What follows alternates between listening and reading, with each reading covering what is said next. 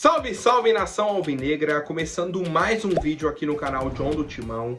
Então se você tá chegando agora, já deixa o seu like, se inscreve aí embaixo pra gente bater a meta aí de 105 mil inscritos. E também ativem o sininho de notificações para ficarem por dentro de todas as novidades sobre o nosso Coringão aqui no canal John do Timão. Certo? Desejo aí um ótimo sábado para todo mundo. Hoje, dia 13 de abril, certo?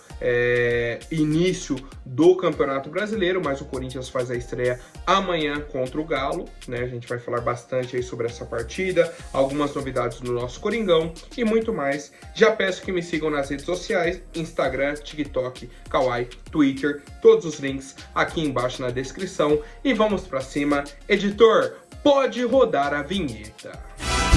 Salve o Corinthians!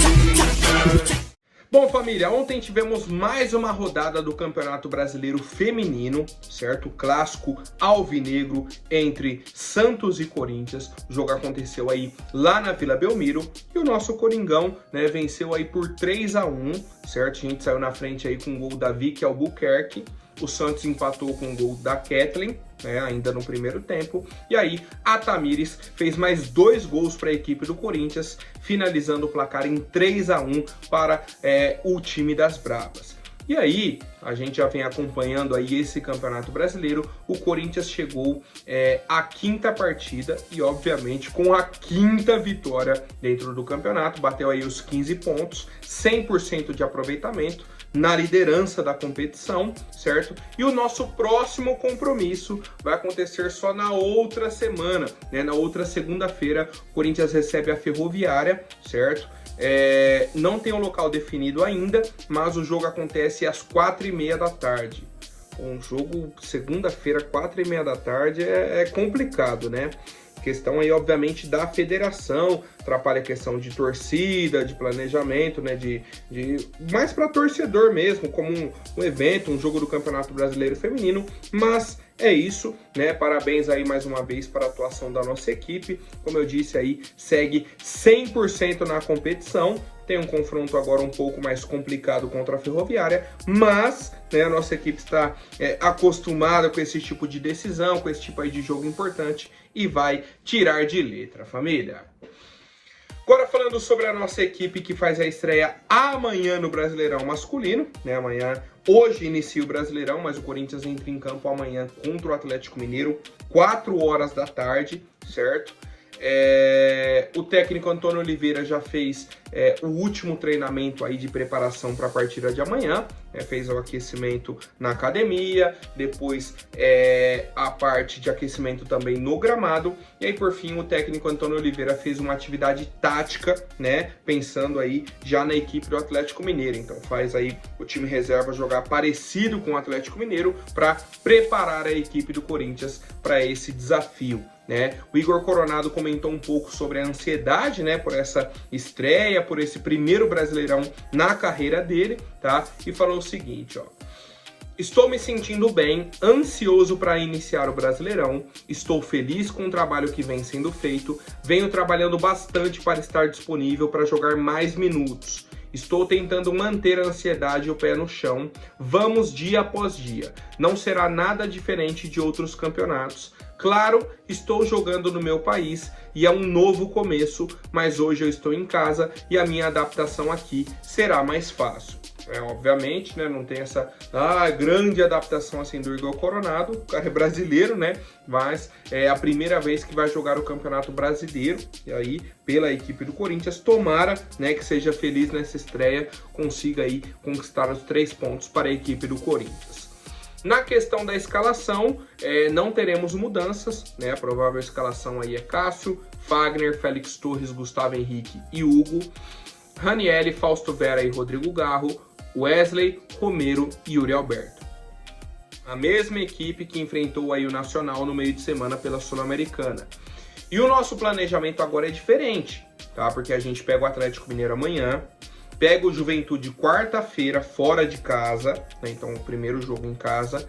Segunda e terceira rodada o Corinthians vai jogar como visitante, né? Na quarta-feira aí contra o Juventude lá no Alfredo Jaconi, certo? Lá no Rio Grande do Sul.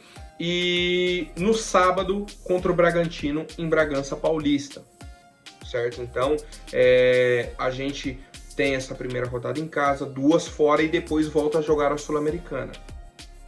Cara, se a gente consegue um resultado positivo contra o Galo, a gente chega com muita confiança para enfrentar o Juventude, que é um time que veio da segunda divisão, né? Então o Corinthians entra como favorito, e depois pega o Bragantino, que não iniciou bem a temporada. Apesar de ter classificado no grupo do Corinthians no Paulistão, não avançou contra o Santos, começou mal a Sul-Americana, certo? E a chance do Corinthians, caso vença o Galo, de emendar uma sequência aí, talvez até de 3 vitórias, é grande. Só que o desafio amanhã contra o Atlético Mineiro é muito importante. Muito importante para a questão de confiança, para a questão da sequência desses jogos, até da própria Sul-Americana, certo? Então, assim, é um desafio complicado, mas tenho aí 100% de confiança na nossa equipe, que a gente vai fazer um jogo competitivo, de igual para igual aí com o Galo, e que a gente possa usar a força da torcida para conseguir essa vitória, família. Bom, agora falando sobre algumas entrevistas que tivemos aí no dia de ontem, a primeira delas do goleiro Cássio, né? Depois o Augusto Melo na quinta-feira aí no Donos da Bola, foi a vez do Cássio, né? Ontem também esteve presente aí no programa do Craque Neto, na TV Bandeirantes, certo? E aí comentou sobre diversos assuntos. O primeiro deles aí é sobre a questão dos goleiros do Corinthians, tá? Ele falou o seguinte, ó: os times em si hoje têm que ter 2, 3 goleiros de qualidade. São muitos jogos e precisa ter goleiros que estão prontos quando precisar. O Carlos Miguel tem um grande talento, quando jogou foi bem. É normal esse questionamento de situações, tem a disputa de posição, mas também tem um legado de ajudar os outros. O clube vem com uma safra boa de goleiros da base. Tem o Felipe Longo, que ganhou a copinha agora, o Matheus Donelli, que sempre foi promissor. Então, em questão de goleiros, o Corinthians está bem servido, tá? O Cássio comentou também sobre a questão da reformulação, a mudança para essa temporada, tá? Ele falou, ó, nesse ano saíram 12 jogadores e para adaptar não é fácil. Com o Antônio a gente tem um time bom, no meu ponto de vista é um treinador promissor e tem muita qualidade e muito trabalho. Clube grande não pode ficar muito tempo sem ganhar, todos os times que vêm ganhando vêm investindo muito, Flamengo, Palmeiras e Atlético Mineiro. Ano passado a gente perdeu muito ponto em casa e para ser campeão você tem que regular em casa, tem que ser regular em casa. Cara, é um dos grandes pontos que a gente vem reclamando, principalmente na última temporada, né? Que o Corinthians não conseguia prevalecer dentro da Neoquímica Arena. Isso é grave. A gente tem que ser o favorito dentro de casa. Amanhã contra o Galo, o Corinthians tem que ser o favorito. Só que não é o favorito da boca para fora, falando aqui, comentando. Tem que entrar em campo e fazer valer esse favoritismo. Tem que entrar em campo e resolver a situação. Tá? O Cássio comentou também sobre o Augusto Melo, né? Ele falou, ele tem sido um cara muito correto em todos os sentidos. Quando precisou cobrar, ele cobrou, falou, e ele está começando uma nova gestão e vamos fazer de tudo para ajudar. Sobre outros pontos, né? O Cássio comentou sobre o ano passado do Corinthians, principalmente, né? A questão da Neoquímica Arena. Ele falou, ó, o time precisa voltar a ser forte em casa, temos que voltar a ser essa fortaleza em casa. A gente não pode perder, principalmente pontos no Brasileirão em casa, pontos bobos. Eu acho que o principal ponto nesse segundo semestre é ser regular, tá? E, por fim, perguntaram, né, sobre a renovação de contrato e tudo mais. Ele falou, ó, a gente vai conversar e a gente não vai ter problemas, né, quanto a ele aí. E o Augusto Melo, o Augusto disse que vai ter essa conversa com o Cássio sem problemas. Ele disse, ó, o que o Cássio quiser fazer, a gente vai resolver aqui, né, renovar ou não, quer se aposentar, vai ser uma conversa mais pra frente, né, mas terão essa conversa. O ambiente, pelo que eu entendi, tá bem tranquilo, não foi uma entrevista com polêmicas, disso e aquilo, foi bem tranquilo mesmo, né, parabéns aí ao Cássio, grande ídolo da história do Corinthians, e aos donos da bola também, né, por ter conseguido essa entrevista aí. E eu quero a opinião do torcedor, o que acharam, né, qual foi o sentimento que vocês tiveram com essa entrevista do goleiro Cássio. Bom, e a segunda entrevista que tivemos foi do Mano Menezes, certo? Nosso ex-treinador. Uma entrevista concedida ao pessoal da ESPN. E ele falou sobre o momento em que o Augusto Melo assume o Corinthians e a reformulação dentro do grupo. Ele falou, ó, a gente não conhecia as pessoas que iam assumir o Corinthians, então a gente não sabia exatamente onde estaria envolvido, mas eu fui convidado para uma reunião logo depois que a direção ganhou a eleição. Se nesse dia eles dissessem, mano, a gente gostaria de outro treinador, certamente nós olharíamos um para o outro, não tem problema nenhum. Dou o direito de vocês escolherem outra pessoa, fazemos um acordo aqui, eu vou para minha casa e vocês tocam a vida de vocês. Mas não foi isso que me disseram. Eles disseram que eu era o técnico pela experiência que eu tinha, pelo conhecimento de Corinthians, que seria importante para eles que estavam chegando agora, para trocar uma ideia de reformulação, algo que eu já tinha feito 2 vezes no Corinthians, então eu era o cara que eles acreditavam que ia tocar o projeto. Cara, eu acho que esse ponto que acabou prejudicando o início de temporada do Corinthians, que foi a própria manutenção do Mano Menezes. Certo? Na questão aí, já poderia ter demitido o Mano no fim do ano, não pagava a multa dele, já trazia o treinador faria a pré-temporada, iniciaria o ano. Outro treinador faria essa reformulação, mas aí você tem que trazer um cara com essa característica também. Certo? Mais uma vez a gente iniciou o ano com um treinador que chegou aí no Paulistão, acabou, saiu. Primeiro semestre já saiu. A gente teve esse erro com o Silvinho em 2022, iniciamos o ano com ele sabendo que ele não ficaria, que não aguentaria a pressão. Beleza. Começou 2023 com o Fernando Lázaro, muito questionado, uma escolha que surpreendeu. Ele jogou ali a primeira ou segunda rodada da Libertadores, demitido. Começa o ano agora, 2024, com o Mano Menezes, a mesma história. Ficou no meio do Paulistão, tchau, demitido, certo? Então, assim, entendo o lado do Mano Menezes também, né, dessa explicação, que poderiam fazer um acordo no fim do ano passado e tudo mais. Ele comentou também que foi um dos momentos mais difíceis que ele passou no futebol, né? A questão da reformulação e tudo mais, pela história que os jogadores tinham dentro do Corinthians. Comentou sobre o início do ano, a chegada do Félix Torres, que já chegou e foi jogar, não fez nenhum treino, que alguns jogadores estavam lesionados. Tinha o pessoal da categoria de base que ainda estava no sub-20, né? Jogando a copinha, que eles tiveram essa dificuldade no começo do ano. Só que o tempo foi passando, mano. O tempo foi passando, o time não melhorava.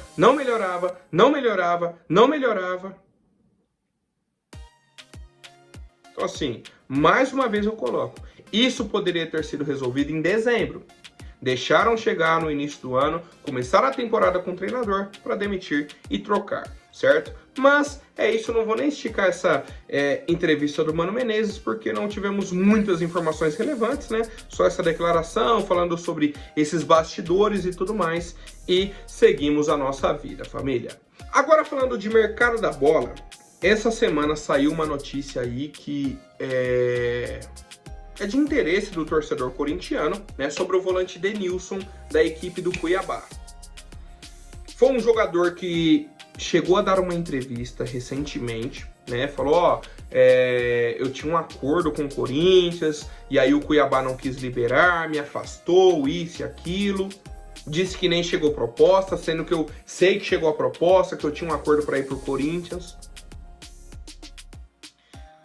Esse é o volante Denilson, que segue afastado da equipe do Cuiabá desde o dia 27 de janeiro. Foi o último jogo que ele foi relacionado. De lá para cá, já vão aí, vamos lá, fevereiro, março, vai bater agora 3 meses que ele está afastado. De lá para cá, ele tentou sair do Cuiabá, tentou um acordo, tentou. A diretoria do Cuiabá está segurando o contrato dele. O que ele fez? Entrou na justiça. Pediu uma rescisão indireta, porque ele está afastado da equipe e, segundo ele, não tem uma justificativa. A equipe do Cuiabá, né, a direção e tudo mais, disse que ele está afastado por conta do recondicionamento físico, que ele não estava 100%, foi afastado para melhorar o condicionamento físico, e aí agora vai voltar a ser relacionado, informação do presidente do Cuiabá. E o Denilson diz, ó, eu já estou bem fisicamente faz muito tempo e não sou relacionado para as partidas. Então se eu não vou jogar aqui, eu quero sair. Essa é a briga do Denilson com a equipe do Cuiabá. John, o que tem a ver com o Corinthians? Caso a justiça libere o Denilson, rompa o contrato com o Cuiabá, ele fica livre no mercado e aí poderia vir para o Corinthians. Hoje eu acho muito difícil isso acontecer, tá? A justiça já negou esse pedido aí do Denilson, né, dessa rescisão de contrato. Ele recorreu, né, pediu aí um novo acordo, tá pedindo essa conversa com a justiça, mas, pelo que eu tô entendendo, ele vai seguir aí na equipe do Cuiabá sem mais problemas de mercado, porque ele com o técnico, com a direção, vai continuar tendo alguns problemas, né? A direção já disse que ele pode voltar a ser relacionado e tudo mais, mas estão nesse pé de guerra. Tá? Então, o torcedor corintiano tinha até expectativa de que o clube pudesse negociar com o Denilson, fizesse uma proposta e tudo mais, mas a situação dele lá é muito complicada, briga na justiça, né, como eu trouxe aí para vocês e tudo mais. Se ele ficar livre, aí tá tranquilo, né, o caminho tá livre para o Corinthians negociar. Como ele ainda não está nessa briga, a gente aguarda mais atualizações e eu quero saber a opinião do torcedor, se vale a pena o Corinthians investir no atleta ou aguarda, né? Pode correr o risco aí dele continuar lá ou o Cuiabá colocá-lo na lista de transferências, né? Para algum time comprar ou pegar emprestado, mas a situação do Corinthians é essa e eu quero a opinião do torcedor. Bom, família, agora rapidinho antes da última notícia, vou pedir para quem não for inscrito, se inscreva aí embaixo e já deixem um like para fortalecer. Família, informação do Davi Santana de que o Corinthians voltou a negociar a contratação do meia atacante Benjamin Roliezer, atualmente na equipe do Benfica, né? Mas na última temporada esteve no Estudiantes, que inclusive foi nosso adversário na Sul-Americana, naquele jogo que o Corinthians, meu Deus do céu, tomou um sufoco absurdo.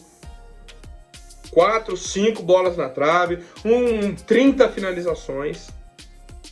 E o Corinthians levou para os pênaltis e classificou, certo? Foi um jogador que se destacou muito e tudo mais, chamou a atenção do torcedor corintiano. O Augusto Melo, inclusive, tentou a contratação do atleta, mas ele preferiu ir para a Europa, né? O Estudiantes também preferiu negociar o jogador com o mercado europeu pela questão financeira. E aí a informação é de que o Corinthians está negociando com o atleta, já que ele chegou no Benfica e não teve espaço, não está jogando, não está tendo oportunidades, e aí ele poderia vir por empréstimo para o Corinthians. Fui pesquisar essa informação, por quê? A negociação do Benfica com Estudiantes foi uma contratação por empréstimo com a cláusula obrigatória de compra, em 9,5 milhões de euros. Só que a informação que eu não tenho é a seguinte: qual é a data que o Benfica tem que pagar? Porque, a princípio, né, pela negociação, ele está emprestado ao Benfica. Então não tem como o Corinthians pegar emprestado do Benfica se ele já está emprestado para o Benfica. O Benfica não pode emprestar um jogador que está emprestado lá. Ele poderia emprestar se o jogador fosse do próprio clube. Ah, John, mas não tem a cláusula que é de compra obrigatória? Tem. Se isso acontecer no meio do ano, aí o Corinthians poderia negociar com o atleta esse empréstimo, negociar com o Benfica e com o atleta. Caso essa cláusula seja só no fim do ano, aí não tem como emprestar um jogador que já está emprestado para outro clube, certo? E aí vamos para mais um ponto que os torcedores comentam aqui que eu preciso frisar. A janela de transferências de mercado internacional está fechada. Está fechada. Hoje não tem como o Roliezer vir para o Corinthians. Esse interesse, essa negociação, caso aconteça, caso avance, seria para o jogador vir para o Corinthians por empréstimo no meio do ano, na janela do meio do ano. Mais uma vez vou falar aqui, hoje não existe a possibilidade do Rolizer vir para o Corinthians porque a janela internacional está fechada. Essa informação que eu trouxe, esse interesse do Corinthians em trazer o atleta por empréstimo, seria para a janela do meio do ano. Certo, família? Porque o primeiro comentário que aparece aqui, mas como vai trazer o cara se a janela está fechada? O negócio não é para agora. Certo, família? Por hoje é isso. Agradeço a presença de todos os comentários, certo? Um abraço do John. Tamo junto, até mais e vai Corinthians!